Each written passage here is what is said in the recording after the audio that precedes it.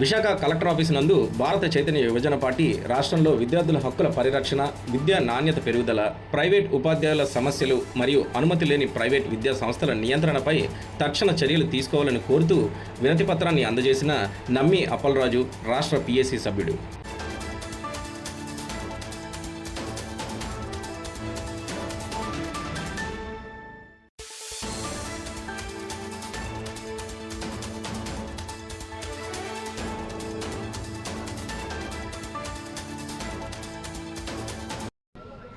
Media మిత్రులందరికీ నమస్కారం అండి. నా పేరు డాక్టర్ నమ్మి అప్పలరాజు యాదవ్, మీ విశాఖపట్నం జిల్లా, అలాగే స్టేట్ పిఎస్సి సభ్యుడిగా పనిచేస్తూ ఉన్నాను. బోడే రామచంద్ర యాదవ్ గారు బీసీవై పార్టీ భారత చైతన్య యువజన పార్టీ నుంచి పిలుపు రావడం జరిగింది. అక్కడి నుంచి మాకు ఒక లెటర్ కూడా పంపించారు.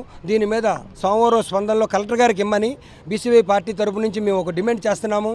ఏదైతే విద్యా వైద్యం కూడా ఫ్రీ చేయమన్నాం, అది ఎలాగే వీళ్ళు చేయట్లేదు. కాబట్టి కనీసం 25% మీకు ఫ్రీ సీట్లు ఇవ్వాలి.